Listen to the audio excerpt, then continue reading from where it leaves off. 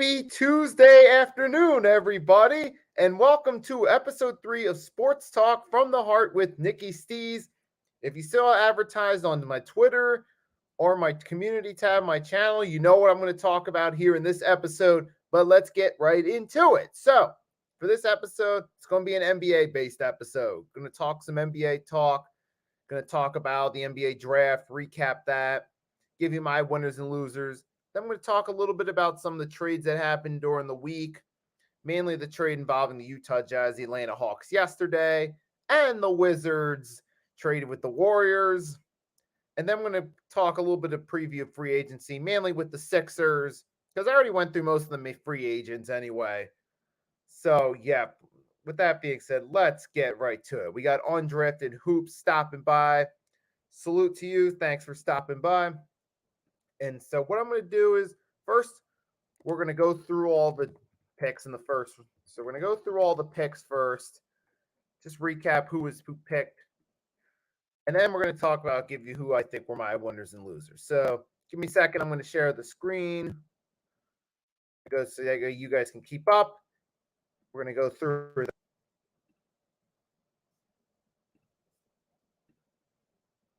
All right, so obviously we got first round. Spurs drafted Victor Wembanyama. We knew that was coming. Hornets took Brandon Miller second. Scoot Henderson third to the Blazers. Rockets took Amen Thompson. Then a bit of a surprise. Pistons took Osur Thompson. A lot of people thought that they would take Cam Whitmore, which, surprise, surprise, it took a little bit. Then the Magic took Anthony Black. Pacers drafted Bial Sulabali from the Metropolitans 92, but was traded to the Wizards. Wizards then drafted Jared Walker, traded to the Pacers. Jazz drafted Taylor Hendricks. Mavericks drafted Carson Wallace, but traded him to the Thunder. And then number 11, Magic got Jet Howard. Thunder took Derek Lively the second, but he was part of that trade with the Mavericks. So the Thunder actually get Wallace, Mavericks get Lively. Grady Dick to the Raptors. Next shift, Randy will be happy about that. Pelicans took Jordan Hawkins. The Hawks took Kobe Buffkin. Jazz drafted Keontae George. Lakers took Jalen Hood. Heat drafted Jamie Jaskis Jr. Warriors took Brandon Podziemski, if I'm pronouncing that right. Then number 20, Cam Whitmore fell to the Rockets. Nets took Noah Clowney. Then the Nets with that following pick, 22nd, took Derek Whitehead. Then Chris Murray to the Blazers. Knicks took Oliver Maxine Prosper, traded to the Mavericks. Grizzlies took Marcus Sosler, traded to the Pistons. Pacers took Ben Shepherd. Hornets took Nick Smith Jr. Jazz took Bryce Sensabaugh. Pacers took Jillian Strother, but he got traded to the Nuggets. Then Kobe Brown to the Clippers. In the second round, you got Pistons. Did take James Nagy, but traded to the Hornets via Celtics. Then the Pacers took Jalen Pickett, traded to the Nuggets. Spurs drafted Leonard Miller, but traded to the Timberwolves. And there's so many trades going on with the second round. Hornets, Colby Jones, poorly traded to the Kings. How many else can the Hornets take? Celtics took Julian Phillips, traded to the Bulls. Magic, Andre Jackson Jr. traded to the Bucks. Thunder took Hunter Tyson, traded to the Nuggets. Kings, Jordan Walls traded to the Celtics. Hornets, Mohamed Gui, if I'm pronouncing that right, traded to the Hawks. Then Nuggets took Maxwell Lewis, traded to the Lakers. 41st pick, Hornets took Amari Bailey. He actually stayed. Wizards took Tristan Vucevic, actually stayed. Blazers took Rayon Rupert. Spurs then drafted City Cisco from the G League Ignite. Grizzlies took Gregory Jackson II. Hawks took Seth Lundy. Lakers took Mojave King, traded to the Pacers. Clippers took Jordan Miller. Cavs took Imani Bates. Thunder drafted Kenyante Johnson. Nets drafted Jalen Wilson. Suns took Tumarni Kamara. And Timberwolves took Jalen Clark. Kings, Jalen Slauson. Pacers took Isaiah Wong. Grizzlies took Tariq Berovic. Wizards drafted Trey S. Jackson Davis. And last pick, the Bucks drafted Chris Livingston. All right, so I decided it would at least be fair to come on here and at least now go through the picks. But now we're going to get into the winners and losers of this right here. So for the winners and losers of this, for some of the main winners, I have the Rockets as potential winners right here. They got two big prospects right here out of it. They got Amen Thompson, which was expected. They also caught a bit of a break as one of the main guys, Cam Whitmore, fell to them. Now, here's the thing with Whitmore. We don't know exactly what the extent of his injuries are going to be, how that's going to affect him at the pro level, which is the reason why he dropped far into the first round because of injury concerns. But now with the Rockets, you can see they're trending in the right direction. They're starting to get some talent there. And you're hoping that this will all pay off for them and work out in their favor if you're a Rockets fan. So this is interesting, though. So there's potential two big prospects right there. They could be early potential winners. Of course, you got the San Antonio Spurs. They landed Victor Wembanyama, the biggest prospect to come into the NBA since LeBron James was drafted back in 2003. So the biggest prospect in 2 decades landed with the San Antonio Spurs. Perfect fit. And there's pictures of young Victor Wembanyama with a Tony Parker jersey when he was a kid. So perfect fit. And Popovich, hey, he's worked with these French players before. Could work out right there. But hey, if Victor does live up to the hype, then hey, this could be a turning point for the Spurs to get back to relevancy. But we will ultimately have to see what happens there. So there's a potential winner. I think another potential winner is the Blazers. Scoot Henderson landed to them. He stepped up his game with the G League Ignite in that final season. He had that exhibition game. What was it, October 4th last year? He dropped 28 against Wembanyama's team in the Metropolitan 92 right there. And you also had 18.16 assists against the Santa Cruz Warriors. So there's another potential steal right there. And got, yes, sir, head of the Hardcore Sports Network, Mitch Kofsky, has arrived in the chat, folks. So thanks for stopping by as always. And yep, Scoot Henderson to the Blazers. That's an interesting one right there. Could give some possible help right there, maybe to Dame. And here's another winner, of course. Immediate winner I think of is the Mavericks. They could potentially be winners with that Derek Lively trade because they already have their guard-heavy team, and now they finally get themselves a big man.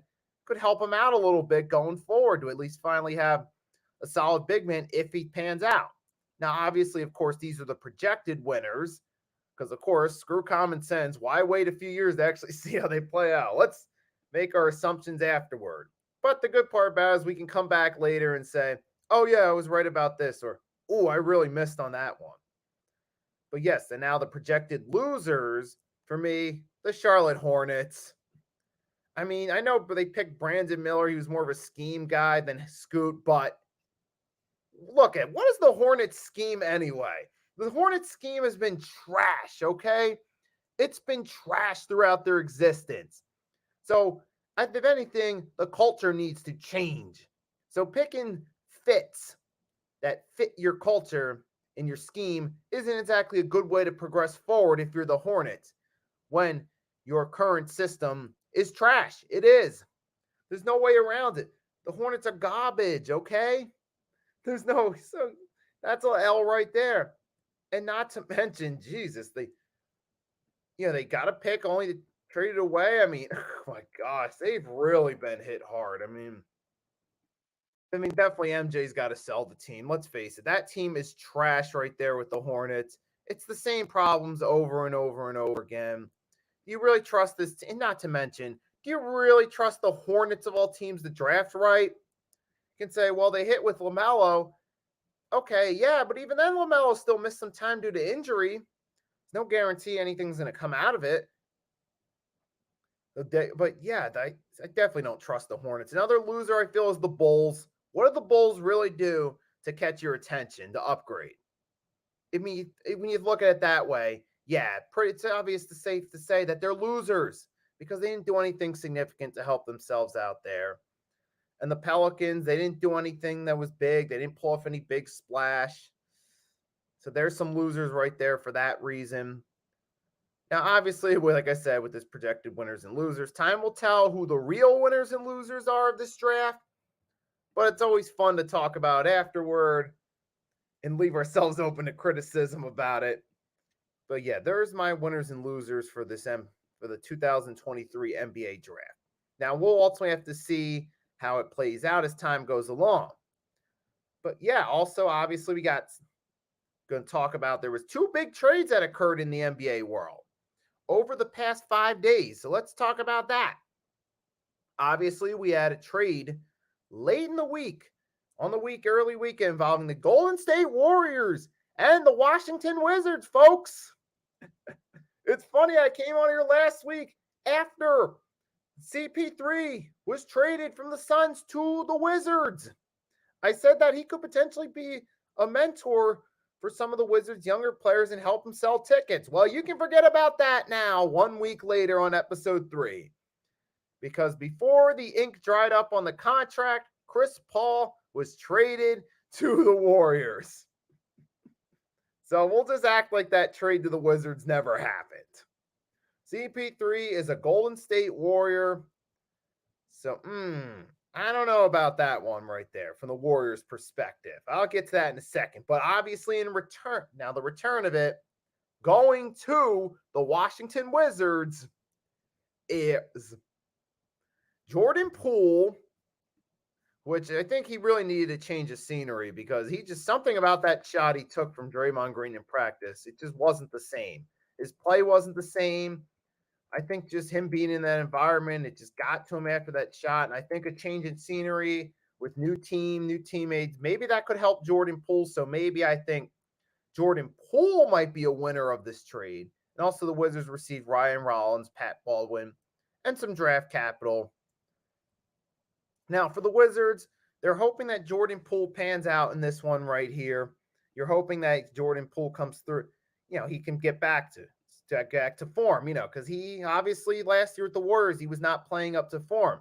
It just seems like ever since he had that encounter with Draymond Green, it got to him mentally too. And it was stuck, his head. He couldn't think right. So I think that was part of the thing too. Yes, sir. We got Blazed Radios. Thanks for stopping by into the chat. And yeah, and like I said, it's real tough, man. Because mentally, when you're going in an environment that feels hostile, it can affect your performance. And I think that's what had happened with Jordan Poole last season in Golden State. I just think after that shot from Draymond Green, he felt like he was walking in a hostile environment, felt like he was walking on eggshells the entire time.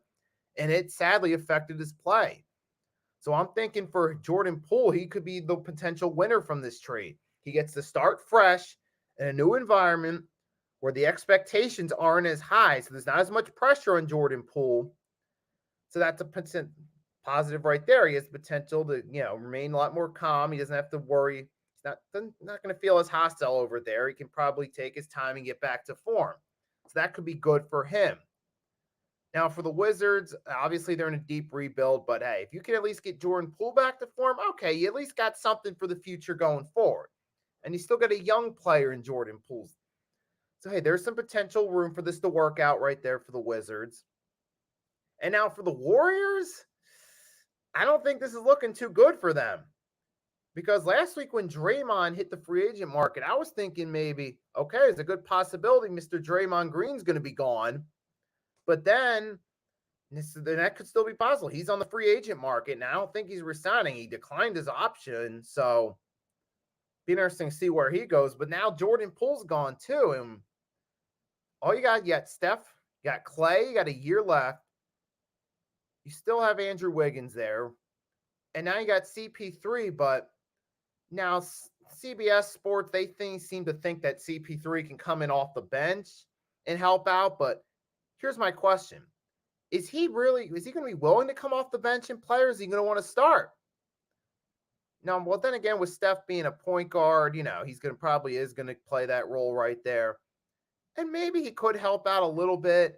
He's a good assist man, but his shooting has been on the downswing. So who knows? Maybe he could come in off the bench and help a little bit, but this is I don't feel this is an upgrade for them. I feel like, yeah, they're still a good team there. They're still probably a playoff team and can make a push, but this does not help the Warriors get back in contention. So I don't consider this a win for them necessarily. Because if the ultimate goal is to get back in contention, go for a fifth ring, then this is not the answer for the Warriors, if you ask me.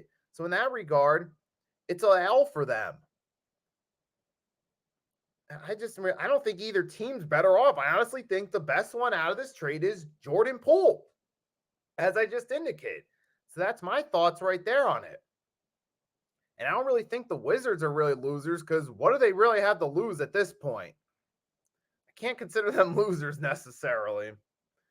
I think the Warriors are losers out of this, honestly, because their chances of getting back to the championship did not increase. And now for the other trade that happened, this came out yesterday. You had the John Collins trade. Collins was traded finally from the Atlanta Hawks to the Utah Jazz. So now that's good for the Hawks. So they finally get to clear that cap space from just John Collins' is overpaid $78 million contract right there. Because he was not playing up on par with that contract. You know, it's always funny how these players always seem to step up, sometimes around contract time, but then once they get that contract, they don't seem to show the same fire anymore. You notice that that's part of the problem from a team perspective of these large contracts. You give these players these large contracts, but then when they get it, they don't perform on par with it. And that's what happened here with the Atlanta Hawks. Now, finally, they get to clear some room, get that contract out of the way. So that's good for them financially. As far as the team goes, I don't really know how much better off they really are here. Although they do get Rudy Gay, who's a solid veteran piece. He can come and be a mentor to some of the younger players. That's nice right there. So the Hawks, I feel like, okay, it's good for them financially. But I still don't think this alone is going to do anything to help push them over the hump. They're going to have to do something else come free agency time to really get them to that next level. So for the meantime, it's good for them financially. Now for the Utah Jazz, hey, for a team that, you know, they have room to take on a big contract, they're willing to do so. So for the Utah Jazz, man, hey, good luck with it. I mean, hey, you got yourselves in, power forward in John Collins. You got some potential there. But you also have some potential for a player underperforming to big contract standards. So I don't know if this is necessarily alone. So now for the Jazz, I think just like the Hawks, like, okay, you got yourself John Collins, but first you're going to it all depends on really whether or not John Collins shows up and plays up to his potential. That's the biggest thing. Can he play up to his potential and can he stay healthy? But that's always the risk with players, though, in general. It's also curious to see what are the Jazz going to do from here? Are they going to go for something else? Are they going to get themselves a little bit of a piece to help them out on the bench to help them upgrade? What are the Jazz going to do next? That's my question right there. But that's another interesting trade right there. So I guess on theory, it's a win-win for both parties, but time will tell if that's really the case. But yeah, those are the two main trades that are going on. And now, obviously, we're getting closer to NBA free agency officially starting. So the rumors are going to swirl up. I made a short about this.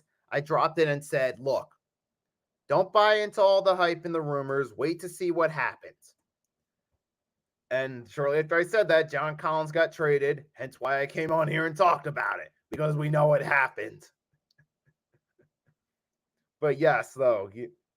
But yeah, I'm not really paying too much attention to the rumors, but I have heard that supposedly James Harden and Nick Nurse, things went well their first meeting, but we all know that gets pushed out there a lot. People can say whatever they want about this went well, this is good, this is a good thing, yeah. But we can't always believe everything we hear and take it at face value, especially if we're not in the organization, because we don't know what's going on. And I still think I don't really think we really need to bring back James Harden, but it sounds like from what I'm hearing, they're probably going to bring him back, which to me just tells me they're staying stuck in the same place if that turns out to be true, which hopefully it doesn't. And for Tobias Harris rumors, it's been talked about, but I'm just really hoping something can happen. We got to get that contract off our backs with the Sixers. All right, I've come on here and I've said it before. I said it a couple weeks ago when I did a live stream previewing the Sixers offseason. I said they need to do it. I came out here on episode 1 and set Sports Talk from the Heart, and I said they got to move on from Tobias. I'm still going to say it. I don't know if it's actually going to happen, but Sixers, you got to do it, man. You got to get that contract off your backs and move on. So please, Sixers, make that happen, would you? So that's something they got to do right there. But also, obviously, they need some depth pieces. But hey, time will tell what's going to happen right there. Time will tell. Will Harden stay? Will he go? We'll ultimately have to see. But yeah, in free agency, man, I already did talk about a lot of the free agents that are available, guys like Draymond and those guys. I've already went through that before, so yeah. So I don't really think there's much else to say that I haven't already said, but hold 1 second. I'm going to take a quick sip of water. I'll be right back.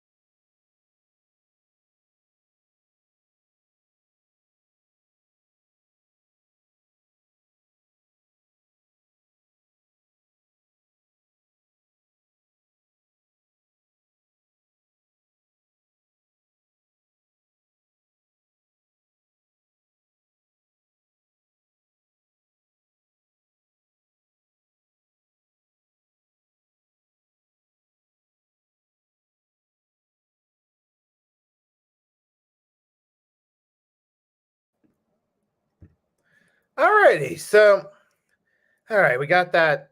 So I talked about the main things I wanted to talk about right here. I got most of the NBA talk out the way, and a lot of the trade rumors and all that.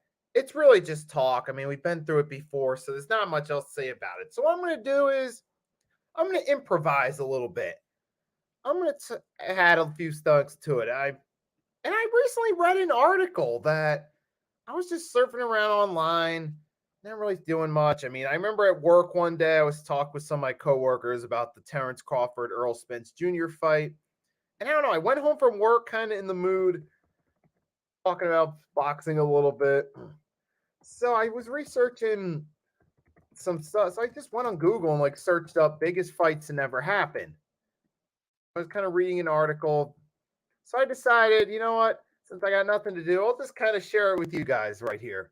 So for all of you fans, fight fans, boxing, MMA fans, this one's for you guys to tune into. So I'm going to share the screen with you in a second.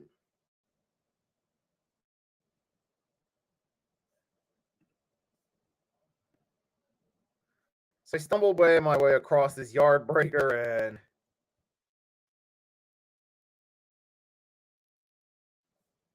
so I came across right here. You got biggest fights that never happened. So one of them was Evander Holyfield versus Vitaly Klitschko, which this would have probably happened in the early 2000s, which I personally think at that point, Klitschko would have defeated Holyfield. Because Holyfield at that point in his career was washed, and he was on the decline, especially after losing to Lennox Lewis in 1999. I just don't see that one have gone Evander's way. That could have been an easy win for Vitaly right there. Because remember, especially if that would have happened like late 03, early 04 after Vitaly's fight with Lennox Lewis, where he fell short. Hold on a second. So I stopped sharing the screen because I want to get that video off. But I'm not even going to do it. You know, I'm just not going to share the screen with you guys because I don't want the video to get copyright strikes. So I'll just stop right there. So I'll just read it off to you guys. Another interesting one was George Flowery Holmes. This could have possibly happened in the 70s, early 80s, but the reason this one didn't happen is because Foreman retired early and he didn't come back till late in his career. So this could happen back when Holmes was heavyweight champion. After he defeated Ken Norton in the 70s, going to the early 80s, looking for a big fight, never got, but it just never happened. So, hey, sometimes it is what it is. But even when Foreman came back, Holmes was on the downswing because Larry Holmes, when Foreman was retired, he stayed on top of the division. He finally lost to Michael Spinks, who moved up from light heavyweight to heavyweight. Then he retired, and then he got called out of retirement, take a big payday with Tyson. Then he was just floating around, picking fights for paychecks during that time period in the 90s. Maybe you could have gotten a Foreman Holmes fight, but that would have been boring at that point. If he were going to do that, it would have had to have been late 70s if Foreman stayed around a little bit. Another interesting one that didn't happen was Oscar De La Hoya versus Ronald Winky Wright at junior middleweight. It's probably could happen sometime between 2002 or 2004, possibly. But then De La Hoya, it could have possibly happened in 2004, but then Oscar De La Hoya got the payday to move up and take the offer to fight Bernard Hopkins at middleweight. So we never really got that. And there's been both sides of the story as why this never occurred. There was one side of it was saying that De La Hoya offered to fight the right, but he didn't want it. He didn't offer for it. He wanted a higher pay for it. Then there's Winky Wright's side that De La Hoya flat out avoided the fight. He didn't want to take it. But whatever it is, for whatever reason, never happened. But that would have been an interesting one at junior middleweight to have Ronald Winky Wright versus Oscar De La Hoya if that happened.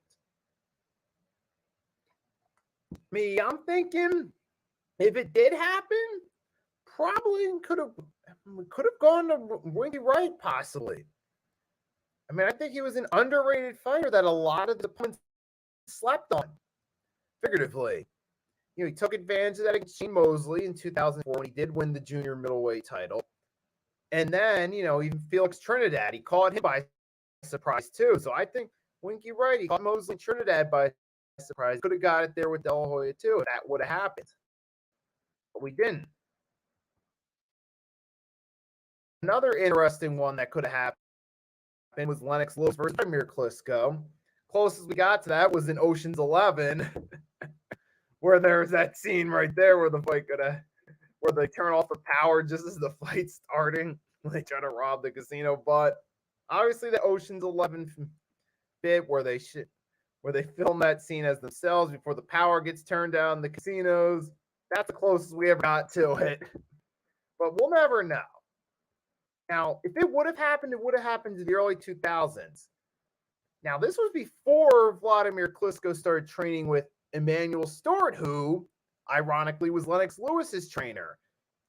Now that fight if it would have happened at best, it would have had to happen in the early 2000s. Now this would have been before Emmanuel became Vladimir's trainer when Vladimir improved. But remember, it didn't happen then. It wasn't until after Lewis retired that Emmanuel Stewart became the trainer of Vladimir Klitschko. So I don't think that would have happened. So I think that would have gone in favor of Lennox Lewis in that one right there, especially because that earlier Vladimir did have problems with stamina. There was a couple fights he was winning and he ran out of gas in the early stages of his career before he started to turn things around later in his career. So I think that would have gone in favor of Lennox Lewis.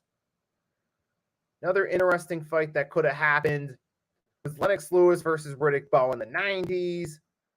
Now they did meet in the amateurs. Lewis did win pretty decisive fashion, but then apparently Riddick Bowe threw the undisputed title in the trash can. Apparently he didn't want to fight Lennox Lewis. It was really a cowardly way out. I don't think he wanted the fight with Riddick. Riddick Bowe didn't want a piece of Lennox Lewis. I think Lewis would have won that fight against Bowe if that happened. Another interesting boxing fight we could have had that we never got was Sugar Ray Leonard versus Aaron Pryor. That's an interesting one.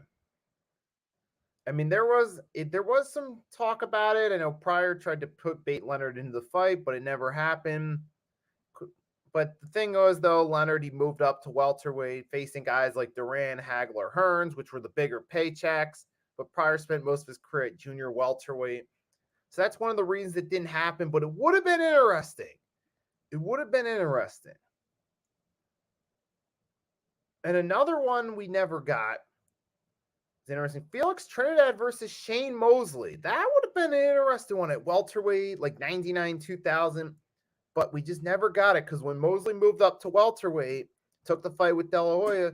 Felix Trinidad moved up to junior middleweight, then eventually middleweight. So we just never got to see that. But it would have been interesting at the time in 2000 while both guys were still undefeated to see what would have happened. And it definitely would have been a draw, too. So that was a missed opportunity right there. So there were some missed opportunities right there from the sport of boxing. And like I said, I was just coming home from work one day after talking with my coworkers about Crawford versus Spence, and it just got me looking at just something randomly came to my mind that said, why don't I look up article list of fights that big fights that never happened? And I just decided to share it with you guys that are boxing or MMA fans, just particularly boxing fans, just to fill some time. And last but not least, while we're still filling some time in improving, let's talk a little bit about the Phillies. So the Phillies, like I said, they've been on a bit of a run lately, and sure enough, they're doing so again. So now they finally are above 500. They're 40-37. They play the Cubs tonight, 8:05 p.m. Eastern Standard Time, and they got some momentum going in their favor. They pull off the series win against the Mets, but here's the thing: that last game, I mean, I came on here, did a YouTube short joking about the last game, thanking the Mets for giving us a win. But here was the thing, though. On a serious note, it didn't feel like a win that game. It felt like it should have been a loss because part of the reason we got there is because of the Mets, because of the horrible pitching by the Mets. Just, I don't know what they were doing. I mean, that doesn't make any sense to me. I can't find a sensible reason why the Mets would practically give the Phillies everything they needed to pull off the comeback. So it doesn't even really feel like a win. Yeah, they did win the game, but it felt like a loss. So, okay, the last two games, you had a win against the Mets that didn't feel like a win, but you'll take it as a W in the record book. And then the day before, we lost to them. So it's like, I feel like the Phillies are coming into this matchup against the Cubs on the downswing a little bit. I feel like they got to try to win this game more convincingly with something to prove, especially as we get to July, where that's when baseball season starts to pick up. You don't have basketball, you don't have football back. And for the people that do follow hockey, you don't have that. That's when baseball starts to pick up, and even into August, because yes, you get preseason football, but people really don't start paying attention to football till September. So these are the months when baseball starts to pick up and get its hottest going into the playoffs. It's important now for the Phillies to start establishing momentum, start winning some of these games, and keep things going in their favor.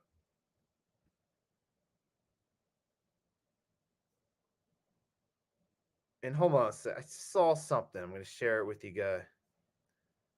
Okay, let's see. And we also got Suarez is going to get the series start against the Cubs right there. It's been confirmed by the Phillies website. He'll be getting the start in that series. So he'll definitely. So we'll have to see how he does in this case against the Chicago Cubs. But yeah, hopefully the Phillies will take care of him. But yeah, I mean, I pretty much said most of what I was going to say.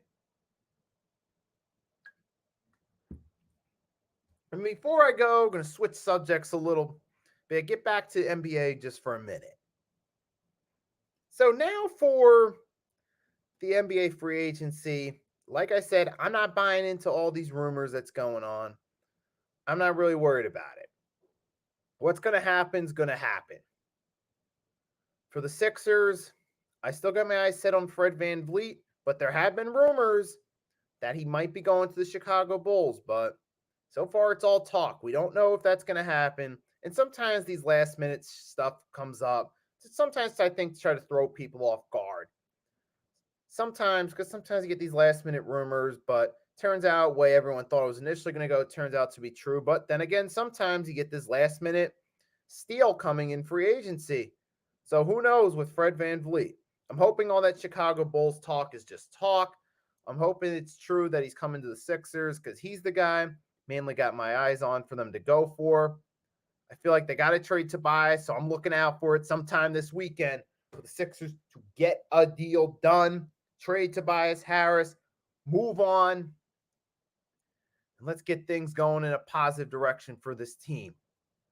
So I feel like those are the two big the big thing they got to do. Get out of that contract, like I said. So I'm hoping for the Sixers to do something here. I really am. But I hope that this front office doesn't screw it up again, doesn't screw up the roster with signing bench pieces for us. I'm really hoping that they do something different this time around. And I'll have my eyes out for it. And I'll definitely be dropping shorts throughout the weekend, throughout 4th of July weekend, as these changes get made, giving you my thoughts on it. And then definitely come next week for episode 4. I'll be on here. I'll talk more in depth about it because I'll definitely have more to talk about because we'll have had some signings and some trades happen. That'll definitely give me more to talk about next episode when it comes to the NBA. So definitely episode 4, we're going to be coming out here. I'm going to be talking about all the different moves that have been made, the winners and losers of the free agent signings and trades come next weekend. But yeah, on a final note, before I go off, I do want to say to everyone, being that this will be a holiday weekend, and that'll cross over to next week's episode, which will be on 4th of July. If you're going to go out this weekend, please do so safely. I understand it's a holiday weekend. If you want to go out and have fun with family, friends, all power to you. But if you're going to go out, please do so safely, especially if you're drinking alcohol. Call an Uber, Lyft, taxi, or have a designated sober driver. Don't be the one to drink and drive. Don't get yourself arrested. Don't run the risk of hurting yourself or hurting someone else, or worse, taking yours or someone else's life. So on a serious note, I do want to say that. Yeah, yep. And of course, like I said, throughout the week, I'll be dropping shorts about it, and I'll come on here, talk about it mostly in depth next week. And speaking of coming on live tomorrow, I'll be live, Pick and Roll podcast, 5 p.m. Eastern Standard Time. Myself, Mitch Kofsky, Next Shift Randy. We're going to be live right there for the Pick and Roll podcast. We're going to discuss NBA free agency. It's going to be episode 31, so be on the lookout for that tomorrow as well. So to everyone that stopped by, thank you for stopping by. I hope you enjoyed this. If you haven't done so already, please drop a like and subscribe both on Hardcore Sports Network and my channel, Nicky Steez. And until next time, signing off.